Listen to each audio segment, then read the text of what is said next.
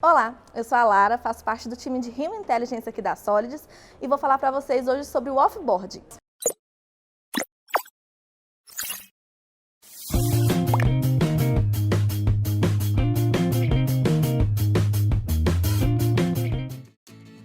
Sabemos que atualmente o capital humano é o bem mais precioso das empresas. Então é imprescindível que a gente cuide desse colaborador desde o início do seu processo de integração da empresa até ele se desligar e ele sair da instituição. Quando o colaborador é efetivado na empresa, as instituições costumam fazer o processo de onboarding, ou seja, é o início desse colaborador na instituição.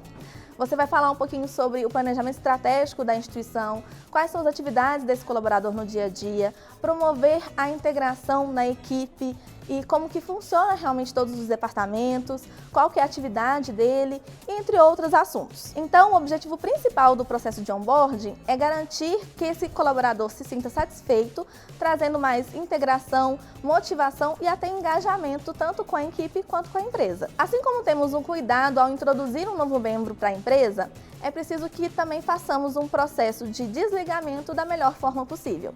E esse é o processo de offboarding.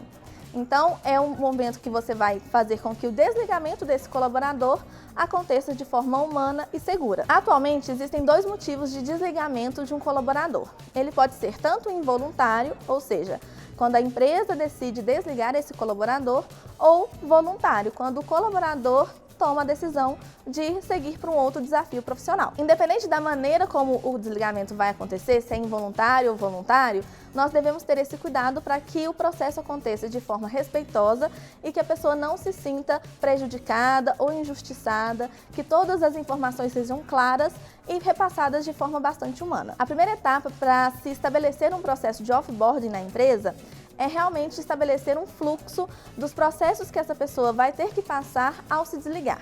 E os processos eles podem envolver entrega de materiais, ou então inativação de acessos, e quais são os responsáveis e departamentos que vão ter impactos ao desligamento de um colaborador. Quando nós temos esse fluxo definido, fica mais fácil de conduzir o processo de desligamento de uma forma mais tranquila, tanto para a empresa quanto para o colaborador. Depois de definido o processo, então nós temos que passar para a etapa de comunicação realmente desse desligamento. Quando a gente tem um desligamento que é involuntário, ou seja, por parte da empresa, nós temos que pensar muito da forma como nós vamos informar esse colaborador sobre o seu desligamento. Devemos pensar em todos os argumentos para que ele não se sinta injustiçado e que ele entenda quais foram os motivos que levaram a empresa a decidir por essa atitude. Quando o processo é voluntário, nós devemos ter o cuidado de ter a abertura para saber todas as informações dos motivos que levaram esse colaborador a decidir seguir um novo desafio profissional. Também devemos pensar em como comunicar o desligamento de um profissional tanto para a equipe quanto para os líderes.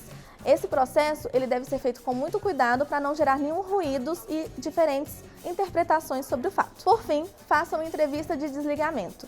Esse processo é imprescindível para que você receba um feedback desse colaborador que está deixando a empresa. É importante que a gente entenda os seus motivos e também esclareça como que foi a trajetória desse colaborador dentro da sua instituição. Essa entrevista ela deve ser feita por um profissional do RH, que seja imparcial e tenha ali uma capacitação para conduzir esse processo.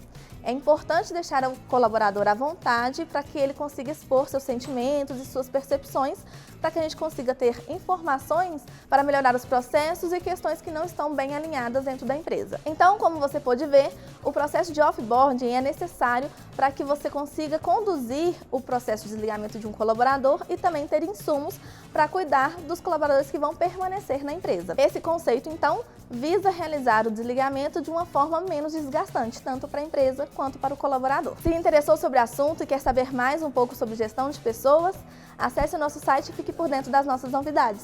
Até lá!